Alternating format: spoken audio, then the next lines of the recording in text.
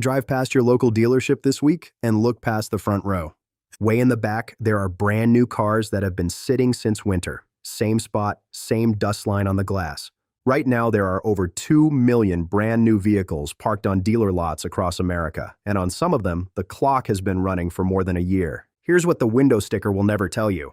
A car that sits for months isn't new anymore. The battery has been slowly bleeding down the entire time, and a battery that's been run flat and jumped a few times is already on borrowed time. The tires have been carrying 2.5 tons on the same 4 patches of rubber since Christmas. The oil has been sitting in the pan while everything up top sits dry. The dealer knows exactly which units those are. Those are the ones they push hardest, and nothing on the sticker gives it away. I pulled the actual national inventory numbers, updated this month, and ranked the 15 brand new 2026 models Americans are refusing to buy. Some of these are going to surprise you. There's a Porsche on this list, and there are 4 Jeeps.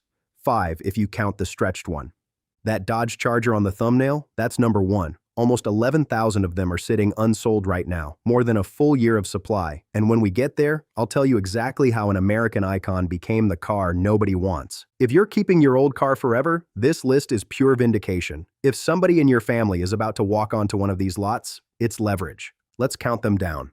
Number 15, the Jeep Cherokee. Jeep killed the Cherokee after 2023, brought it back all new for 2026, and America shrugged. The national data shows 199 days of supply. At the current sales pace, it would take dealers more than 6 months to clear the Cherokees already sitting on asphalt without building one more. On paper, it should work. 37 miles per gallon, hybrid only, all-wheel drive standard. The problem is the price. It starts just under $37,000, and almost $2,000 of that is the destination fee.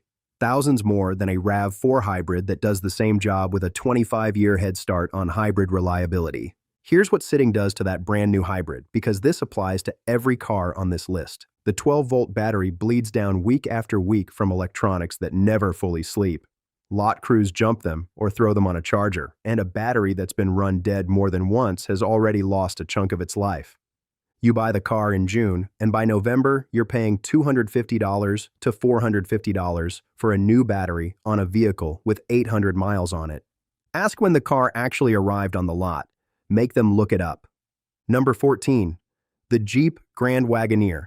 This was supposed to be Jeep's Escalade Fighter, a full-size luxury flagship. For 2026, Jeep cut the starting price by roughly $20,000. It now starts in the mid-60,000s, and it is still sitting at 215 days of supply. Think about that. They knocked 20 grand off the sticker, and buyers still walked past it. The stretched Grand Wagoneer L is right behind it at 204 days, 2 spots on the slow seller list for 1 nameplate. Load up the options, and these push past $110,000. For a Jeep, here's the number that explains it, and it isn't mine. Industry data puts the average new car payment at a record $777 a month, with 7-year loans becoming normal. The people this truck was built for are retiring, downsizing, and keeping the paid-off Tahoe in the driveway. Nobody on a fixed income signs a 7-year note on a $90,000 Jeep. If you actually want one, this is the most negotiable, full-size luxury SUV in the country right now. Walk in on the last day of the month and make them an offer that embarrasses you. Number 13, the Porsche Taycan. Porsche's 6-figure electric sedan is sitting at 218 days of supply.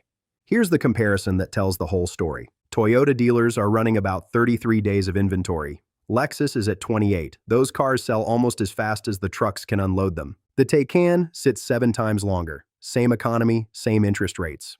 The difference is what buyers trust. It's a gorgeous machine, and it's also one of the fastest depreciating vehicles money can buy. Early buyers watched resale values fall off a cliff, and word got around. A typical new car gives up $8,000 to $15,000 of value in its first year.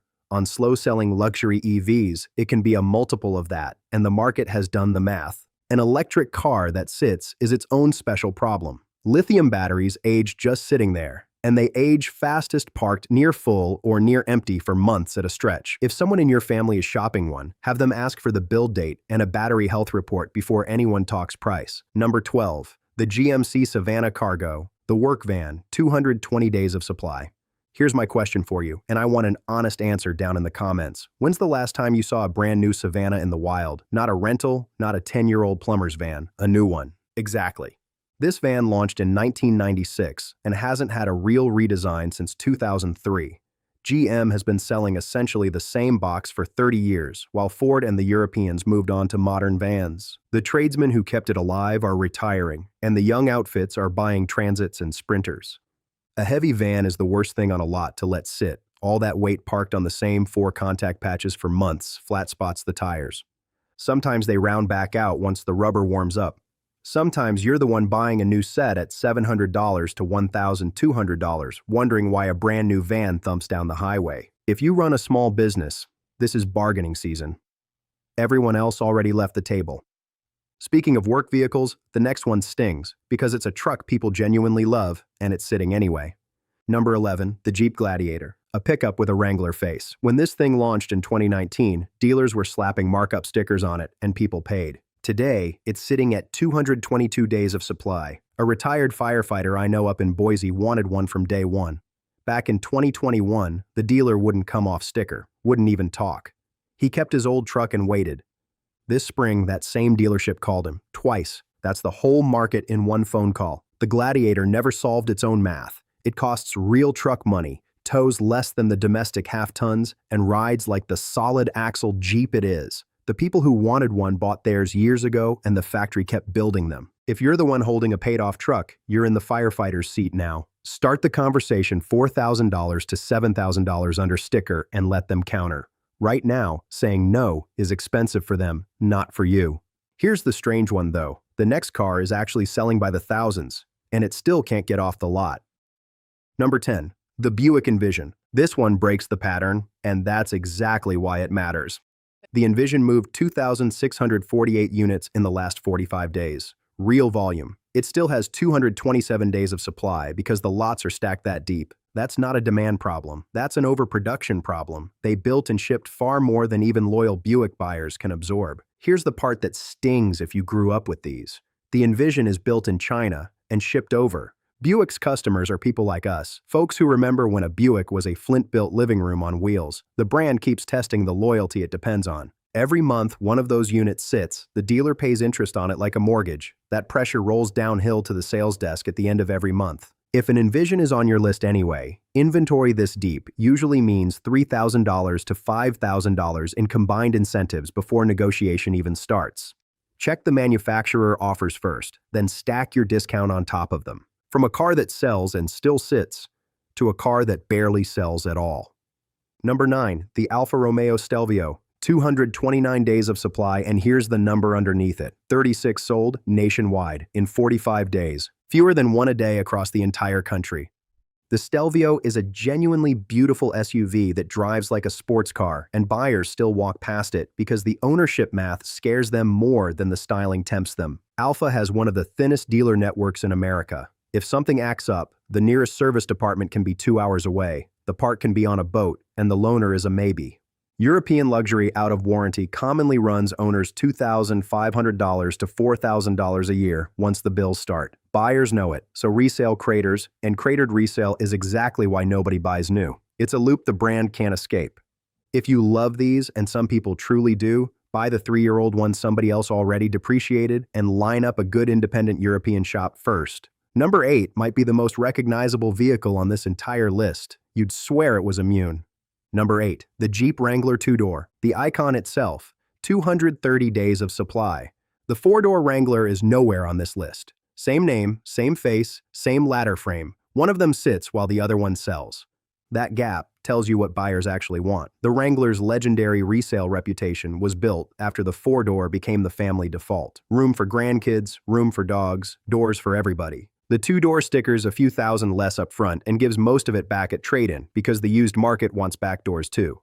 Jeep builds the 2-door anyway because the icon sells the showroom and the showroom sells 4 doors, while the 2 doors quietly stack up out back. Where does a 2-door still make sense? As a toy, bought well under sticker and kept forever.